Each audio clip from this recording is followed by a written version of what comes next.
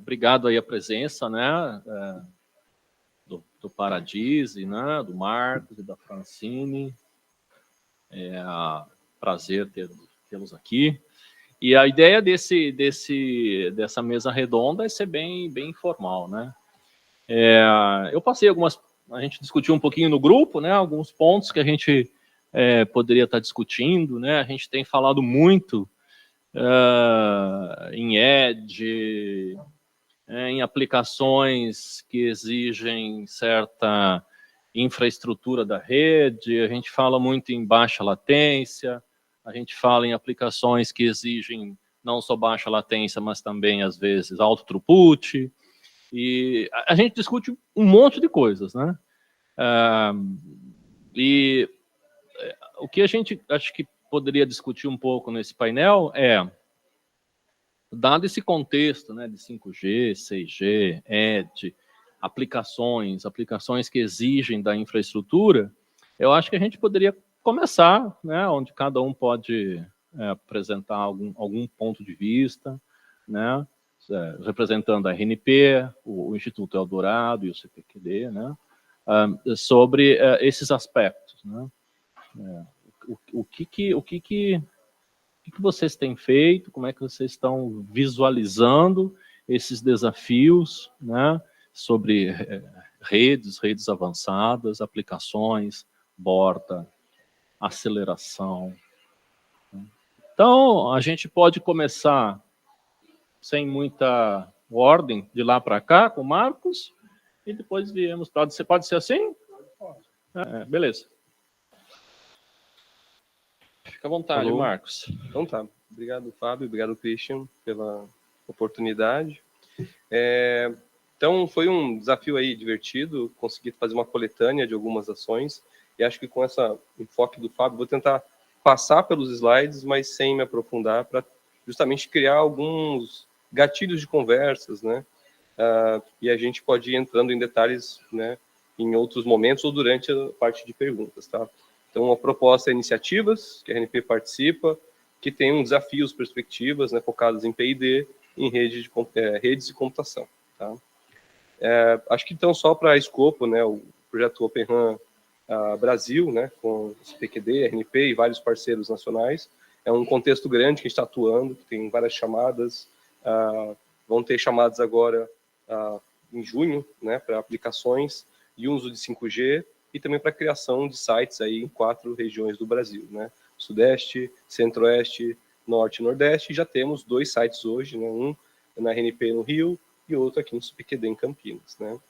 E o foco agora justamente é desbravar várias verticais, né? Indústria, saúde, cidades, campos inteligentes, agricultura, educação, jogos educacionais e sandbox regulatório, que vai ser específico do Centro-Oeste lá com a Anatel, tá?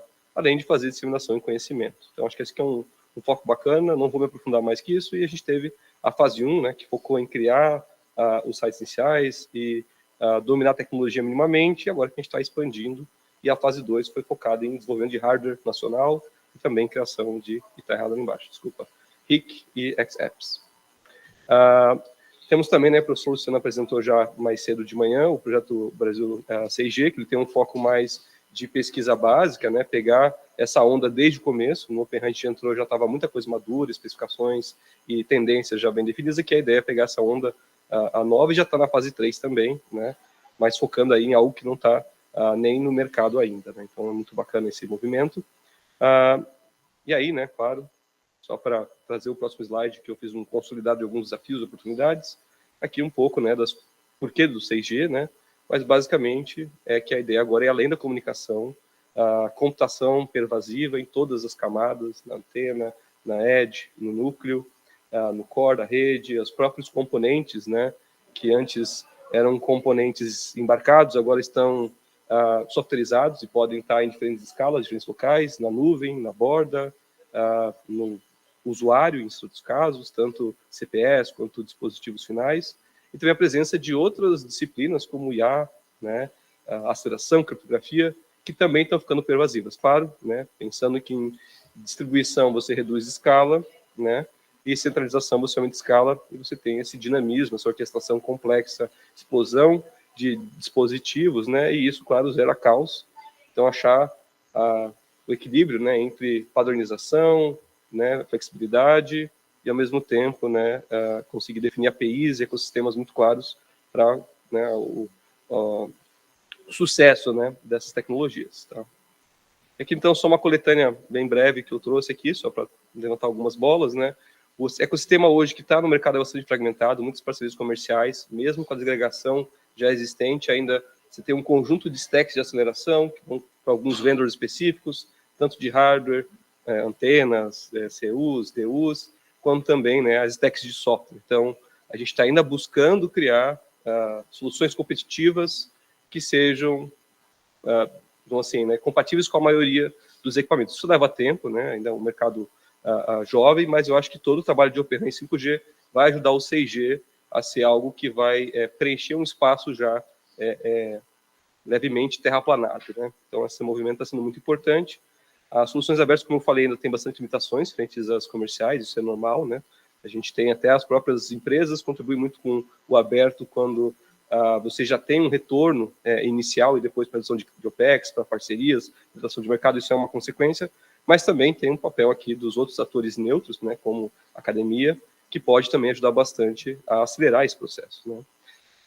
Dificuldade também acompanhar a evolução rápida, tanto das tecnologias quanto do mercado, está sendo muito difícil, porém é o nosso trabalho. Né.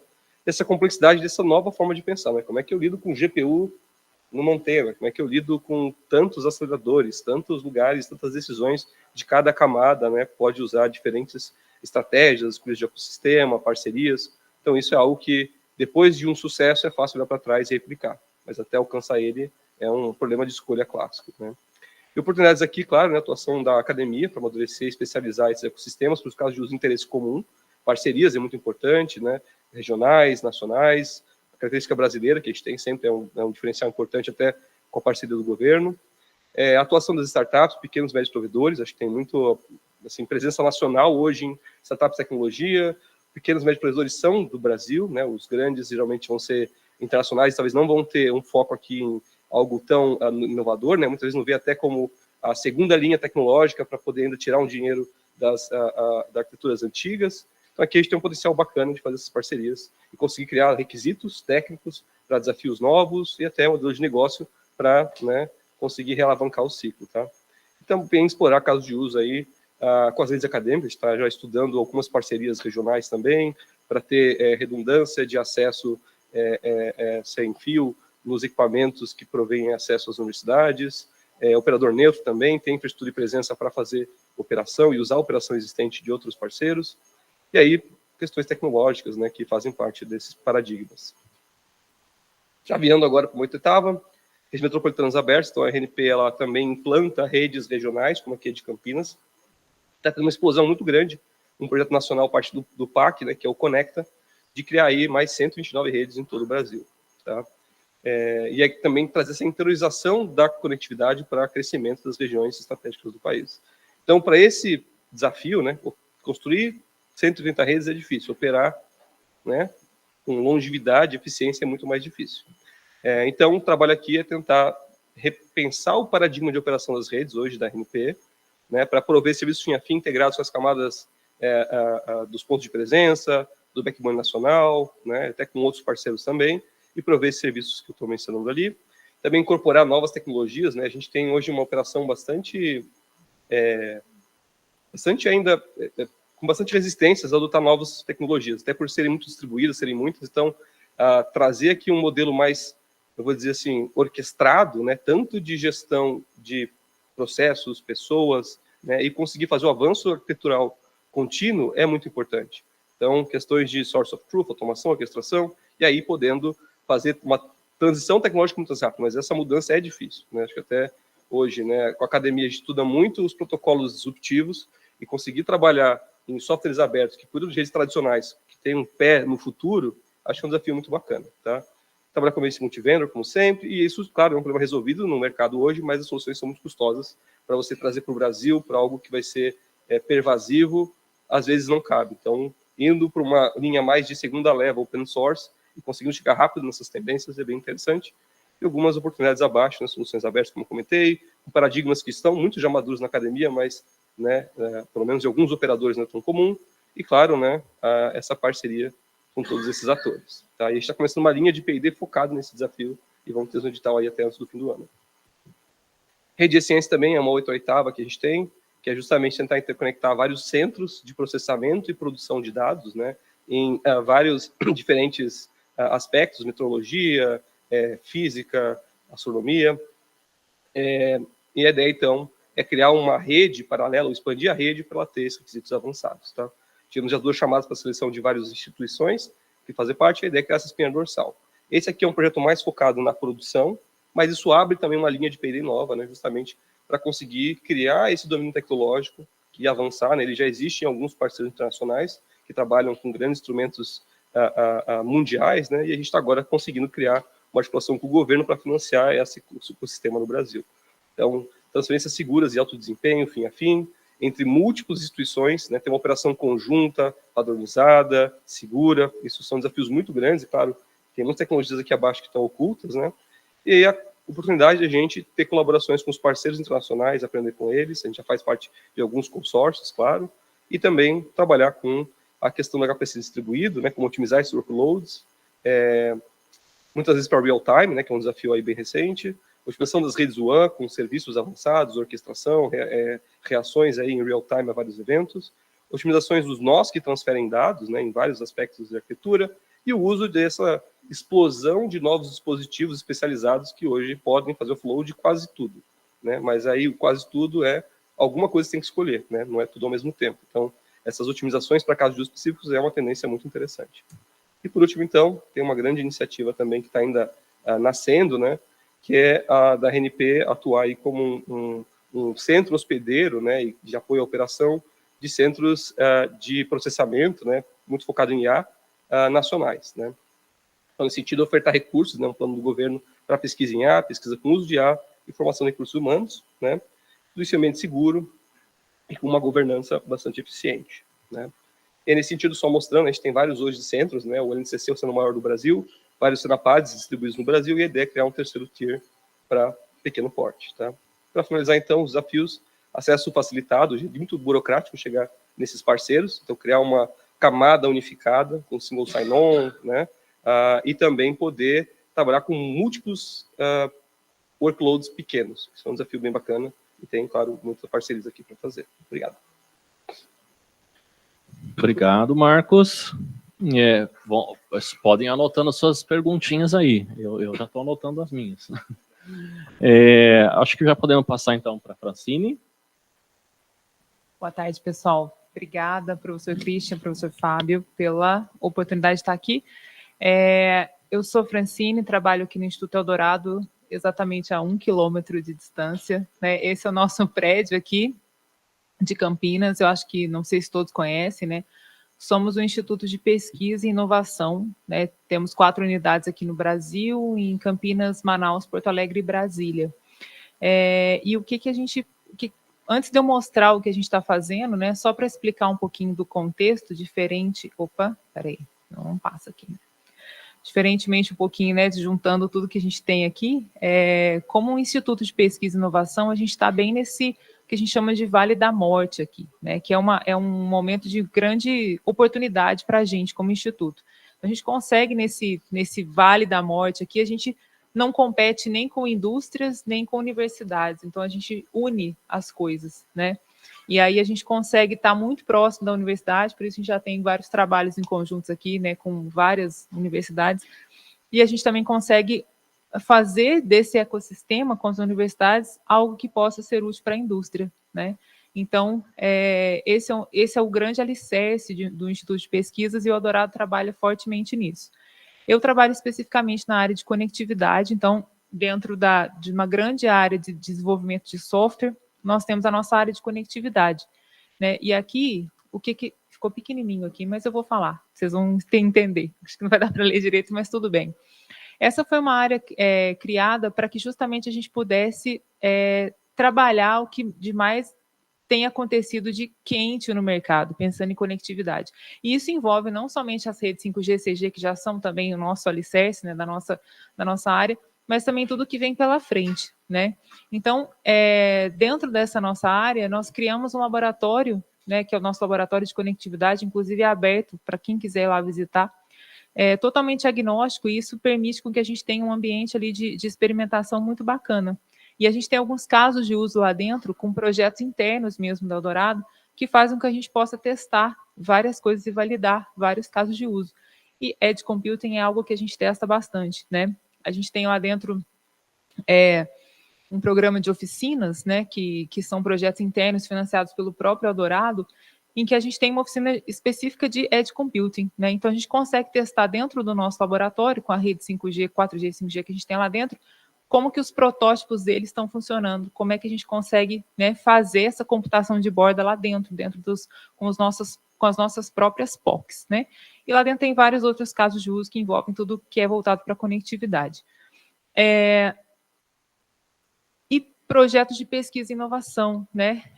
Eu vou falar daqui a pouco um projeto específico que a gente está falando, que tem tudo a ver com computação de borda, mas é uma das nossas vertentes também. Isso quando a gente fala de P&D, a gente junta aqui com a universidade, a gente junta com a indústria e sai uma coisa bastante interessante, o resultado é bem legal.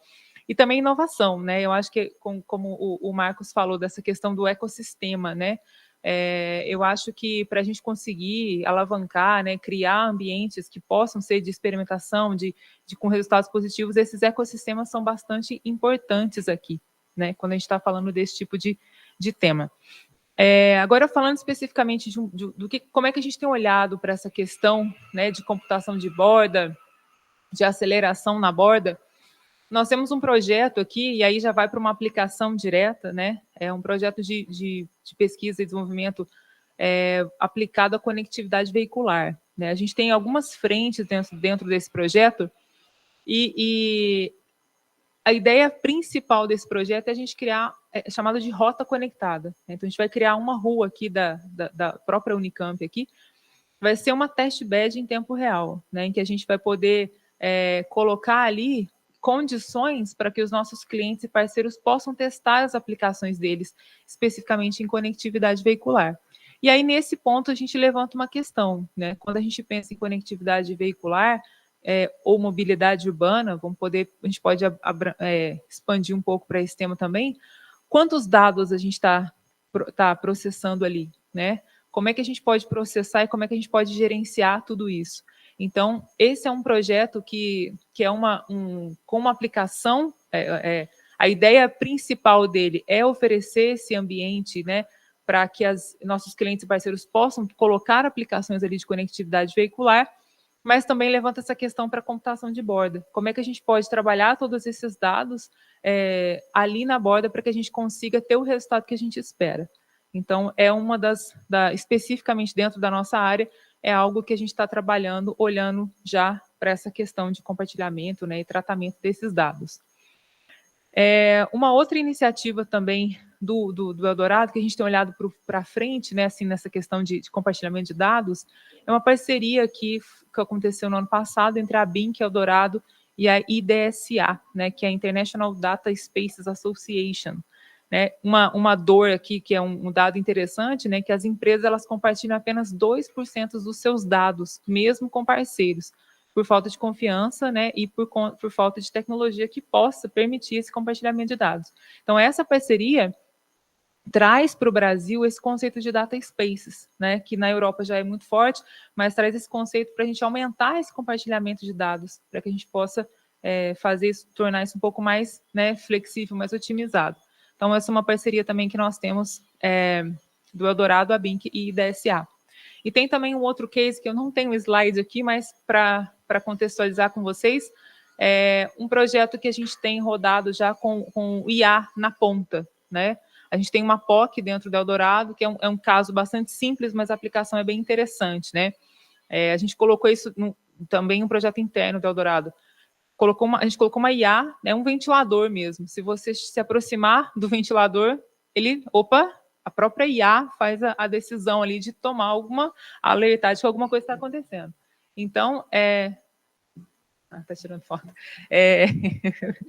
Então, isso é uma coisa assim, da gente colocar uma IA dentro de um dispositivo extremamente simples, na ponta, para tomar decisões, né? Então, isso a gente tem trabalhado, é um dos nossos focos dentro do Eldorado, pensando nessa questão de computação e aceleração na borda. É isso. Acho que foi mais rápido aqui, mas... Obrigada. Não, legal. A do ventilador a gente achou bem interessante aí, né?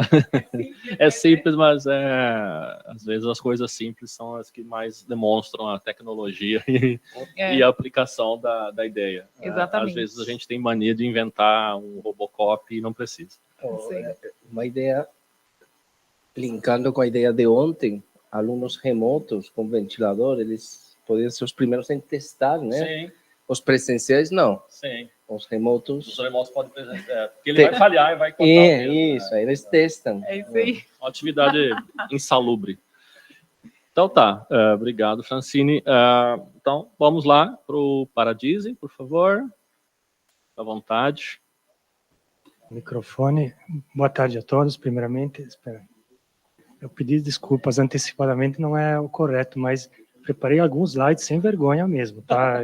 É mais para a gente conversar e, quem sabe, estabelecer algum tipo de colaboração, tá? Falando acho que foi o tema que foi me passado, deixa eu disparar aqui o cronômetro, computação e comunicação, então como é que as duas coisas podem produzir, se combinando algo melhor do que cada uma individualmente. Nós estamos a menos de 1 quilômetro, o Eldorado está a menos de 300 metros daqui, talvez, aí, não sei. Mas, enfim, eu já fiz o convite ao professor Christian, juntar vocês num outro momento e visitar, tá? Uma visita bem técnica no nosso centro, tá? Francine já mostrou, nós atuamos da mesma forma que o Eldorado, fazendo a ponte. A gente gosta de sofrer no Vale da Morte entre as universidades e as empresas, tá? Isso, de alguma forma, diz para vocês que eu não vou contar nada de novo para vocês, porque vocês estão fazendo aquelas pesquisas mais fundamentais, mais arrojadas, mais futuristas, tá? Mas eu trago, talvez, para vocês algumas reflexões sobre coisas que, enfim, que podem direcionar o trabalho de vocês. Começando pela promessa do 5G, tá? O 5G chegou com aquele triângulo muito conhecido, uma multitude de aplicações, as mais avançadas, que nós estamos assim há uns 7, 8 anos com o 5G comercial e pouca gente viu essas aplicações. A gente tem que se perguntar por quê, tá? Foi porque o 5G não teve capacidade de entregar aquilo que prometia, porque as aplicações eram caras demais aí para ser colocado em práticas, enfim. Essa é uma temática super relevante, eu tenho a minha opinião, mas não vou colocar aqui porque demoraria muito tempo. Mas nós temos um projeto lá na nossa instituição que busca justamente olhar esse paradigma de convergência entre a rede e a aplicação, entrelaçamento, nada assim para vocês muito novo aí, velocidade de comunicação, lógico, mobilidade e baixa latência. O que eu posso fazer com isso, tá? Quais são as grandes aplicações? E essas aplicações são fundamentais, porque, caso contrário, eu acho que as redes vão tender à ossificação, tá? É uma rede que entrega aquilo que a anterior entregava com um pouco mais de velocidade. E aí? É isso que a gente está observando hoje em dia, tá? Então, esse paradigma convergente é o foco desse projeto, com duas frentes principais, tá? Ainda bem que eu não explorei muito o tema do Open RAN, que ficaria muito repetido com o que o Marcos comentou. Mas a primeira frente é a rede como aplicação. Esse é o caso do Open RAN, tá? A ideia do Open RAN é eu poder executar uma aplicação de rede, a banda base de uma rede 5G, como uma aplicação numa nuvem de borda, tá? Evidentemente, tudo isso tem que estar muito próximo bastante próximo da antena. Então, rede como aplicação e outro aplicação em rede. Então, estamos falando de comunicação sobre computação e a computação se apoiando na comunicação. Esse tema tem sido muito relevante para a gente, o tema do Open RAN, tá? Só trazendo aqui um slide que já estava pronto. Desde 2008 que a gente trabalha aí primeiramente com o Telecom Infra Project, que para a gente foi uma fonte muito grande de ideias, enfim, de iniciativas. Eu tenho que olhar o cronômetro aqui. começamos no Telecom Infra Project, a gente teve apoio no primeiro projeto aí junto ao Ministério das Comunicações, aprender, tá? Eu acho que a gente acha que sabe, mas na hora que faz as coisas vê que não sabe. E depois uma frente muito legal junto com a RNP, inclusive com o Eldorado, nós estamos desenvolvendo um rádio de Open RAN, e mais recentemente o tal de Centro de Competência Open RAN, que é uma unidade apoiada lá no CPQD, apoiada pela Embrapi, que busca tornar aquilo prático, real, tá? Ao alcance das empresas operadoras, tá? E desafios que não faltam para isso. Podemos discutir um pouco mais adiante. E aí tem um ponto que o Fábio comentou, tem um grupinho WhatsApp nosso, e o Marcos comentou, mas eu reforço, nós estamos construindo um testbed com 6 pontos de presença no Brasil, tá? É onde a ideia é explorar aplicações avançadas, tá? Então nós vamos ter um campo aberto de experimentação, organizado, mas aberto à colaboração com grupos universitários e empresas. Olhando para outra frente, das aplicações em rede, aqui também não vou contar nada de novo para vocês, né? Certamente não seria o caso, mas a gente vê uma tendência muito clara, tá? Daquilo que é o tema da inteligência artificial em direção aos sistemas autônomos. Aqui tem 4 grandes categorias, mas nós vamos focar talvez mais na questão da robótica, tá? Aqueles sistemas que são perceptíveis, tá? Um veículo autônomo, a gente percebe a presença do veículo e, enfim, são físicos, tá? Eu acho que tem uma materialidade. Daqueles sistemas que não são perceptíveis, e não são físicos. Um tradutor simultâneo, por exemplo, tá? Um assistente virtual. E aquele sistema que a gente não percebe a presença, mas está lá, uma câmera, lá tem uma câmera, não sei se ela vai filmar, mas lá dentro tem inteligência artificial. Esses sistemas estão evoluindo rapidamente, tá, para, eu diria, sistemas autônomos. Com base no quê? Óbvio que a robótica não é nada de novo, mas a gente viu a intensidade com quem a NVIDIA coloca novos métodos para treinar sistemas. Hoje, treinar um veículo autônomo significa gravar centenas de milhares de horas de um veículo no trânsito, que não dá para fazer aí a todo momento e ainda ficar imperfeito. Mas que tal se a gente criar um mundo virtual e nesse mundo virtual treina o veículo em todas as possíveis condições? Acho que o processo acelera, é óbvio que a NVIDIA vai vender mais GPUs, tá? Mas essa é a ideia. Então, esse mundo vai acelerar de uma forma ou da outra. Num cenário que não tem nada de novo, mas é bom para a gente refletir, tá? Hoje um dispositivo desses, um drone, um robô de fábrica, um robô de logística, é um sistema eletromecânico com alguns sensores, bastante sensores, dependendo do caso, e uma inteligência lá dentro, uma inteligência, digamos, artificial, tá? Que tal se eu tiro a inteligência lá de dentro e coloco numa nuvem de borda? E aí eu tenho um sistema eletromecânico muito mais simples, tá? Eu consigo escalar para dezenas ou centenas desses equipamentos controlados de forma coordenada. Evidentemente, eu não consigo fazer isso com uma rede 4G, mas talvez eu consiga numa rede 5G, e certamente, com base na pesquisa e nos grandes resultados que vocês vão alcançar, será possível numa rede 6G. Então, eu tenho uma série de vantagens. É um cenário que isso vale para um drone, isso vale para um veículo, isso vale para um robô de fábrica, isso vale para um robô cirúrgico, tá? E aqui um exemplo muito rápido, nos 2 minutos e meio que falta ainda, é uma aplicação prática, tá? Eu acho que muitas das aplicações mirabolantes que a gente viu no 5G, no slide de um monte de gente, não se materializaram. Não sei porquê, tá? Mas eu acho que a gente tem que tem que se perguntar por quê. Ao mesmo tempo que tem aplicações talvez até mais simples, tá? Aqui é um exemplo de uma aplicação de área médica, eu vou mostrar passo a passo aí como fosse um guideline para a gente pensar no futuro. Para partir de um presente, tá?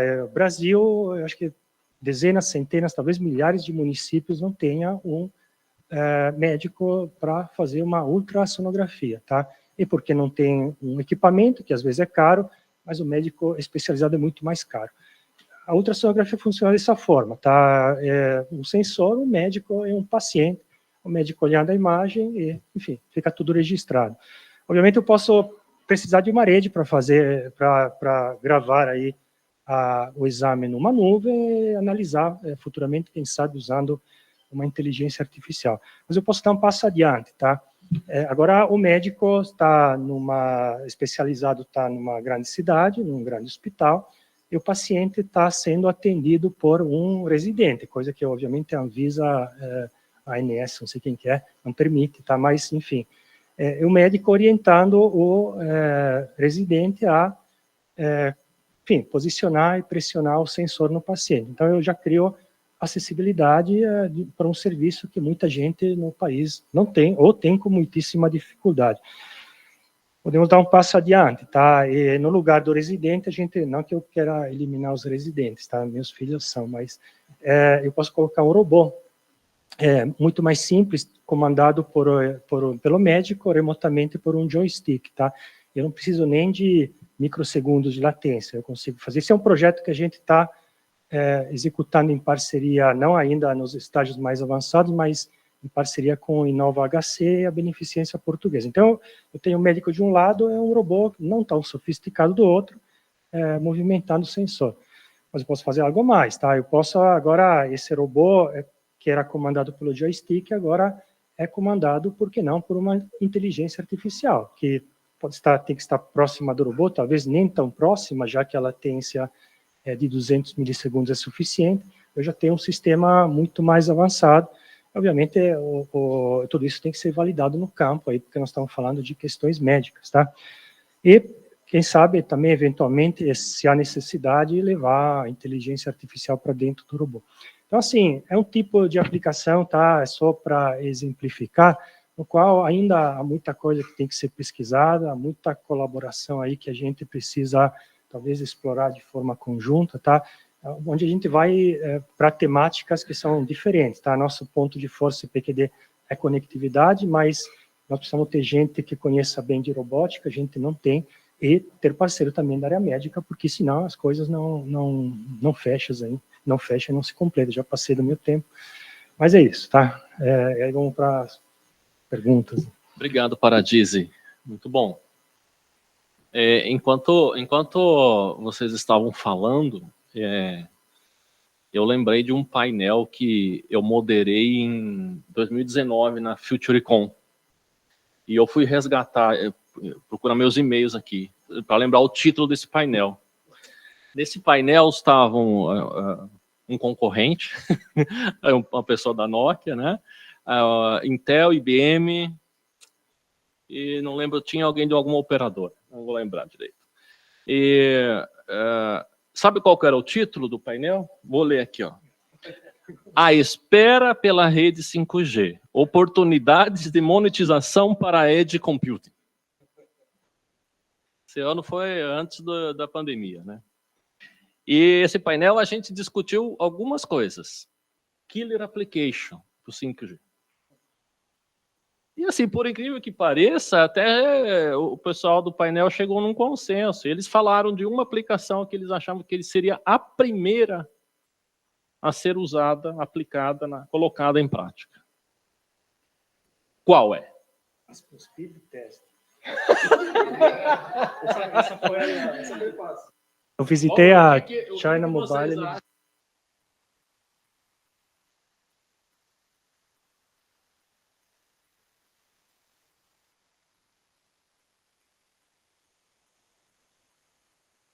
Seria mais demanda no cenário brasileiro,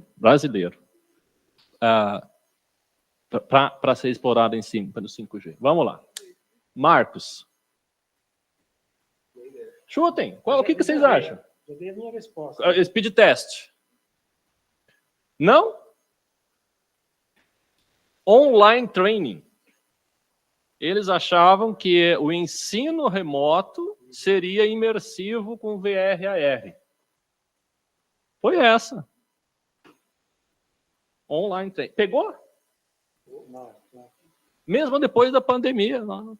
Então, assim, eu lembrei disso e eu acho que a provocação, e já acho que vou passar para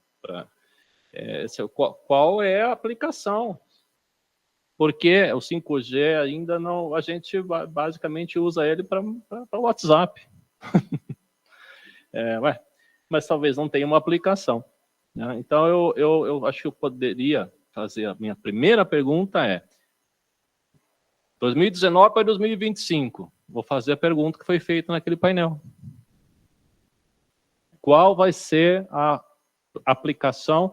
Não vamos usar a palavra killer, vamos usar qual é a aplicação sob o ponto de vista do Brasil.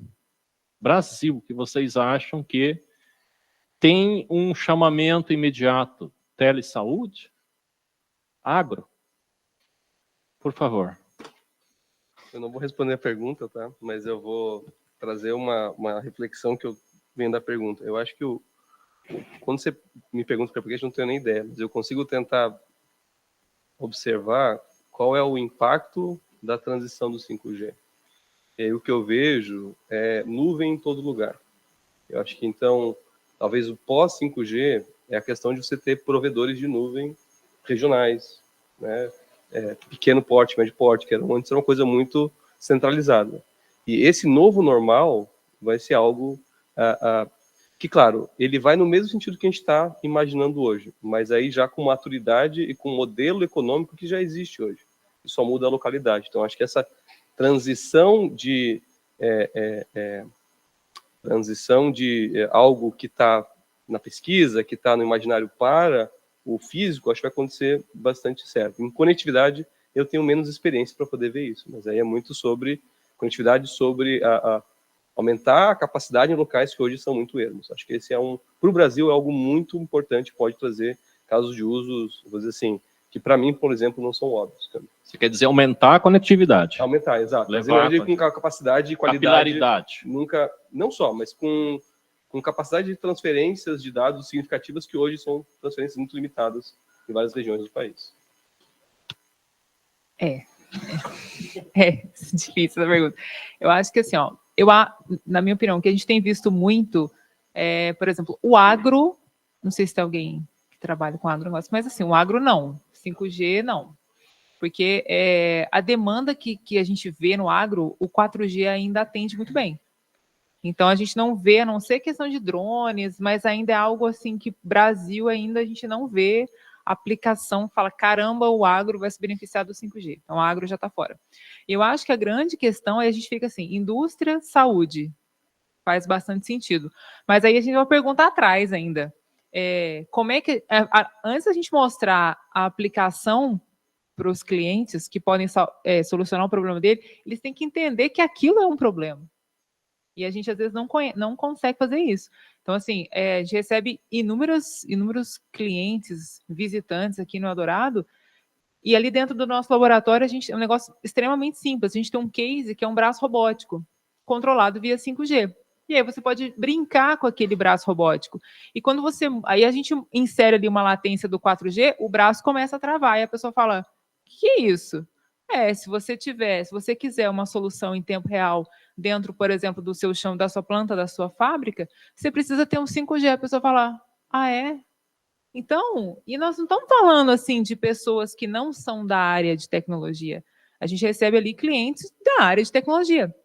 E a gente mostra uma solução que, para a gente que é de conectividade, é um negócio tão simples, e as pessoas falam, caramba, então é isso que eu consigo fazer com 5G. Então, essa questão da gente mostrar o que o 5G faz, além da gente ter o 5G no nosso celular, eu acho que isso ainda está batendo na porta. Que a gente não, assim, aí tem essa questão. Eu acho que tem uma outra questão que como mostrar o valor, né? A gente pode ir em grandes fábricas e vamos falar da indústria. Como é que você mostra para a pessoa que vale a pena ela trocar toda a infraestrutura que ela tem ali legada por uma rede 5G, né? Então, assim, igual você falou do online training, né?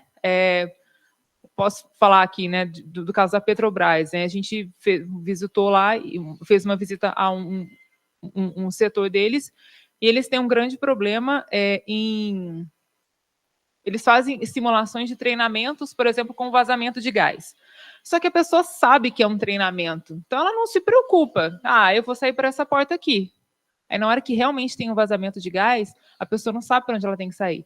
E acontecem muitos casos de morte, né, de pessoas que não... Ela bate o desespero, ela não sabe para onde ela tem que sair. Então, assim, seria legal a gente inserir VR e VA nesse tipo de situação, para a pessoa realmente estar no treinamento e falar, caramba, tá pegando fogo aqui mesmo, né? É interessante fazer isso, né? Mas, assim, isso gera valor? Devolvo a pergunta aí. Obrigada. Eu nem lembro mais a pergunta qual foi, mas que eu ia falar? Aplicações killer. Aqui no Brasil eu não vou me atrever, até porque não vai ter nada aqui muito diferente do que tem lá fora. Lá fora, eu trazer alguns casos. Eu tenho, desde então, desde aquela época, 2018, 2019, eu tenho acompanhado esse processo para ver, tá, o que está acontecendo, o que vai dar certo.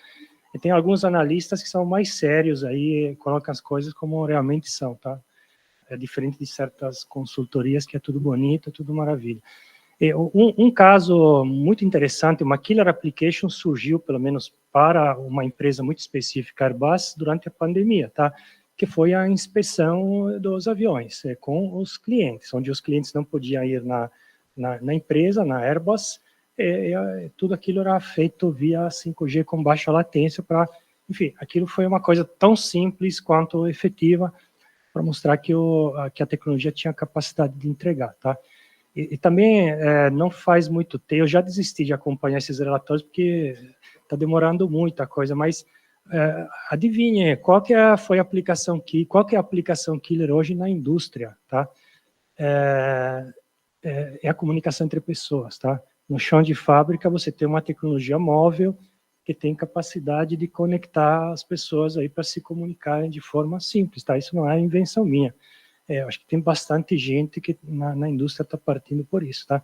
E uma das causas, aliás, as duas principais causas do que não deu certo aí até o momento, uma foi a visão telecom-centric, tá? Aqui está o 5G, aqui está uma maravilha, põe lá e vai dar certo. Não vai, óbvio que não vai, tá? No hospital, na fábrica, onde for. E a segunda é o cliente que não está preparado, tá? Então não adianta a gente achar que vocês viram lá o robô ultrassonografista, muito legal, mas o posto de saúde de Piauí, onde a gente está fazendo o piloto, está preparado para isso, tá? E a ANS, a regulação, tá? Então, assim, eu acho que esses dois lados, tá? De um lado foi o mundo telecom prometeu mais do que tinha capacidade de entregar, dizendo que é tudo fácil, tá? É que nem o Wi-Fi, liga e conecta, e não é bem assim no caso do 5G. E outro os clientes não estão, é uma questão de maturidade, prontos para colocar em operação. Até porque, olha que coisa inteligente, interessante, não é inteligente não. A gente conversou um dia com o gerente da fábrica não é Natura, uma dessas aí. O cara, a gente pouco conhecia, o cara confessou para a gente, estou desesperado aqui dentro, estou lutando contra o pessoal de TI, que não querem colocar o 5G. Então, assim, aí você fica pensando, vocês já ouviram falar IT/OT, tecnologia de informação, tecnologia operacional. Hoje, se alguma coisa der errado na esteira da Natura, é o gerente da fábrica que vai ser chamado. Agora, se alguma coisa der errado na infraestrutura de TI, é a fábrica que vai parar, mas é o gerente de TI que vai ser chamado. Ele não quer entrar nisso, tá? Ele não quer colocar uma tecnologia crítica, como 5G, numa operação. Então, muita gente vai ter assim, a TI vai ser não, vai fazer corpo mole aí com a TI. Eu escutei isso do gerente de operações de uma empresa muito avançada. Então, assim, a cultura, etc. Então, é um processo gradativo, onde eu não perdi a esperança, tá? Eu acho que a gente tem que manter a esperança, porque esse mercado vai evoluir em termos de maturidade e as coisas vão acontecer. E a gente tem que estar pronto aí, através da pesquisa de vocês. O não perder a esperança foi boa, viu? Essa mensagem é muito boa para os alunos, viu? Não perca a esperança. Oi? Também tem que continuar. Sim. E a gente tem que fazer pesquisa. O Erickson vende bem aí, eu acho que está vendendo aqui. E a gente tem que fazer pesquisa, senão a coisa para. Não, mas assim, em 2018 a gente fez um plano nacional de IoT, achando que o dia seguinte todo mundo teria IoT. E aí um passinho de cada vez a coisa está acontecendo, a gente nem percebe, tá? Mas tá. Está acontecendo, né? Bom, vamos, né? Por favor, Pasquini. Quero perguntas aí, hein? Engraçado que recentemente eu tirei o meu chapéu de gestor de TI. Graças a Deus. Deus é mais. Bom, vamos lá. Eu acho que é para a gente provocar também. Gostei muito de todas as apresentações e falas, né? E aí a minha provocação vai ser no sentido de, talvez nesse gancho de que o 5G prometia um monte de coisa e acabou que a Killing Application é o speed test. E vou ser bem honesto para você, Paradis, em alguns lugares, na hora que a gente conecta no 5G, deu ruim, piora, porque fica pior do que o 4G. Tem vários paralelos, eu fico pensando em coisas do tipo assim, por exemplo, nós temos alguns hubs de aviação no Brasil, o aeroporto de Guarulhos, fizemos umas tentativas aqui em Viracopos, não deu muito certo. Eu tenho a impressão de que nos Estados Unidos eu facilmente conseguiria um voo de Uberlândia, onde eu moro, para uma cidade lá no Pará, eu esqueci onde tem aquela Alter do Chão lá, que tem um aeroporto perto. No entanto, não, eu tenho que vir em São Paulo, talvez tenha que ir em Belém e depois pegar um outro voo. O que eu quero trazer aqui para a discussão, queria ouvir um pouco de vocês, e tem um gráfico do Marcos ali, um plot, que quando eu estava com o meu chapéu de gestor de TI é algo que salta aos olhos, considerando que talvez boa parte do PIB do Brasil esteja na região sudeste, vai lá na figura sua das regiões, das redes metropolitanas, tem um gestor de TI que falou assim, parece que vocês colocaram um imã em cima da região sudeste do Brasil, e repeliu todas as redes metropolitanas de lá. Calma, que eu sei que você vai me falar das 100 e tantas redes aí. Mas o meu ponto é o seguinte, será que não falta crescimento econômico no Brasil? Será que 200 milhões de habitantes não é muito pouco para pensar em um 5G ou em um 6G?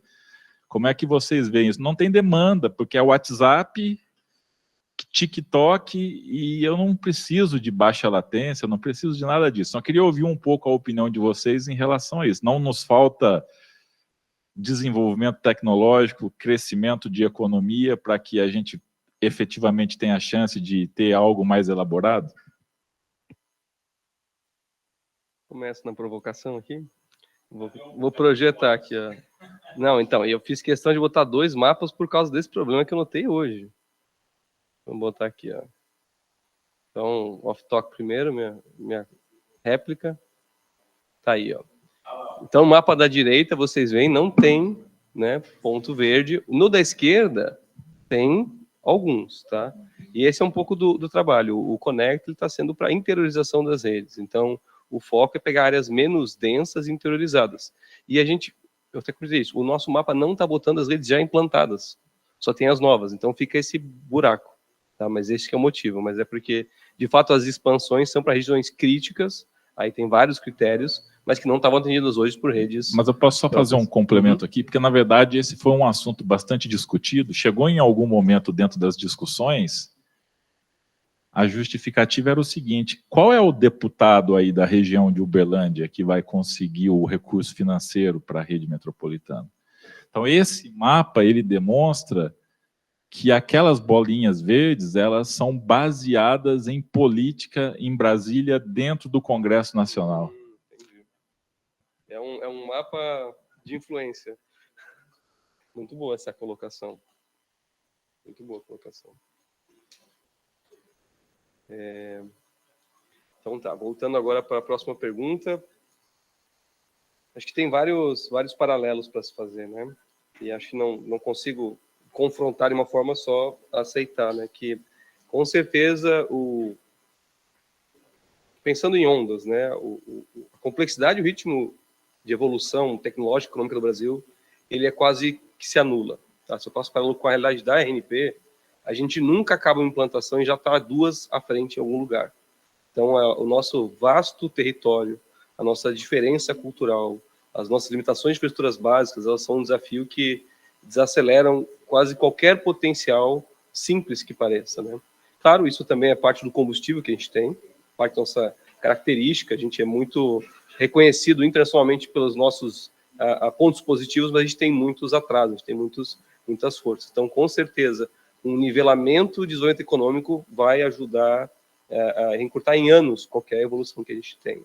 E a outra, claro, é essa nacionalização da realidade. A gente não tem uma realidade única no país, no Brasil, e a gente vive muito a nossa realidade regional.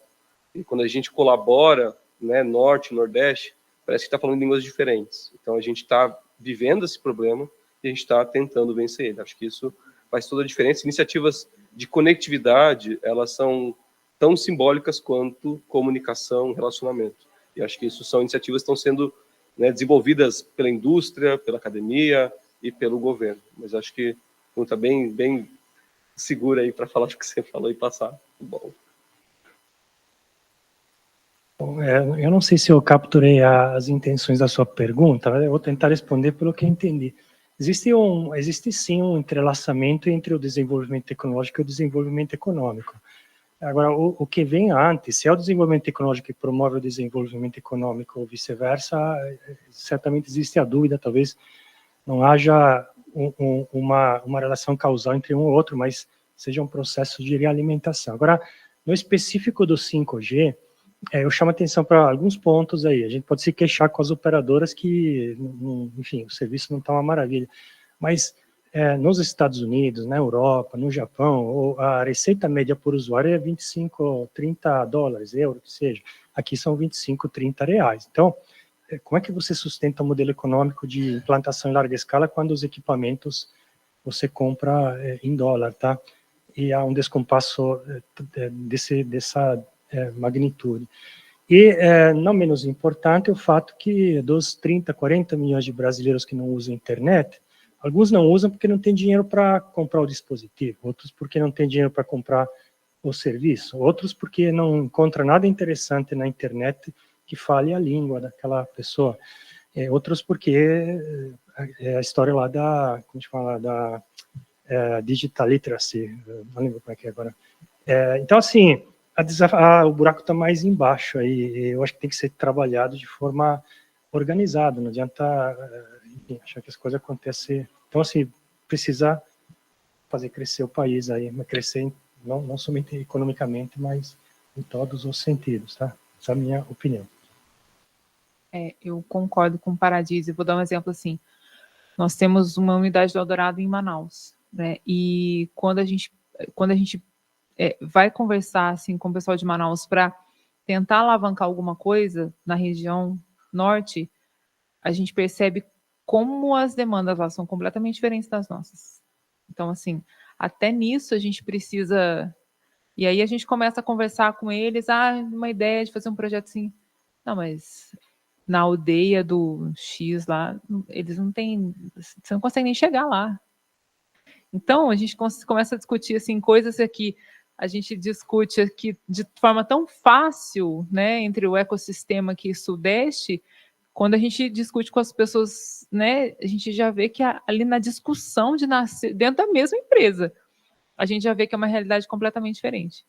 Então, assim, eu acho que a gente tem muitos Brasis dentro de um Brasil só, e eu acho que quando a gente sai do sudeste, a gente vê assim, putz, a gente tem uma situação muito, muito complexa, muito diferente. Como você falou, um posto de saúde lá no Piauí, ele está preparado para isso, né?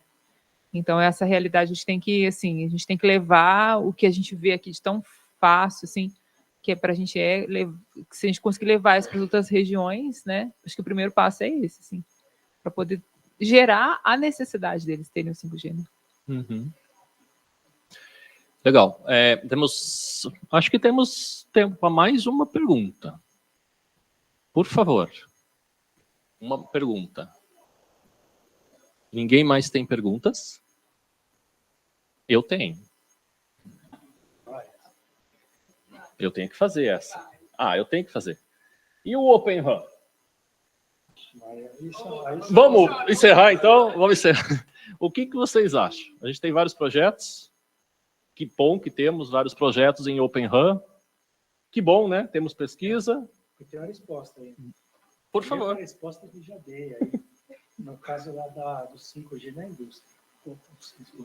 É a mesma resposta que eu já dei no caso do 5G da indústria, tá? O Open Run chegou com uma promessa mirabolante, tudo melhor, mais barato, menos energia, tudo mais. Do outro lado, as empresas que receberiam Open RAN precisam ter um nível de maturidade muito maior do que tinha, tá? Então, o Open RAN está muito aos poucos chegando lá, tá? Eu até assisti uma palestra de um executivo do mundo de TI, que é uma empresa que fornece servidores, tá? Que implanta servidores em quase todas as operadoras móveis do mundo. Eles fizeram uma pesquisa muito, acredito sim, tá? Das 1.000 e tantas operadoras que tem no mundo, tem umas 10 operadoras que hoje estão prontas para receber o Open RAN, tá? Eu acho que lá nos Estados Unidos a AT&T, no Canadá a Telus, no Japão já tem 2 ou 3, a Araco tem, etc. Assim, é um processo transformacional muito mais complexo do que originalmente se vendia aí, tá? Enfim, que a indústria vendia. Mas, de novo, que nem o 5G na indústria, aos poucos vai emplacar. Eu acredito muito que o 6G vai ser a base aí, o conceito de base, por que não, do 6G, tá? Não sei se eu respondi mais. Sim. Pequenos, curtos comentários. Bom, o que eu vou comentar, acho que o Open RAN realmente já tem entregado em dimensões limitadas, né, produtos de mercado, mas são em segmentos que não estão sendo separados para o Brasil. Então, tem casos de provedores nacionais que a gente viu que eles foram para conferências e os fornecedores se negavam a apresentar o portfólio de Open RAN, porque o mercado do Brasil é onde vai continuar vendendo as tecnologias agregadas. Então, temos que vencer isso por caminhos alternativos. Né? Só para fechar, acho que é o mesmo posicionamento, né? Como é que a gente mostra o real valor do Open RAN? Exatamente. Tá junto com o 5G ali, né? A gente sabe, mas assim, como é que a gente mostra isso? E ainda tem essa questão de viver em harmonia com as redes agregadas. Isso, tem que viver em harmonia. Né? Como é que a gente faz isso acontecer? Acho que é grande. Só para... Legal. Gente, vamos agradecer aos painelistas, então. Uma salva de palmas aí.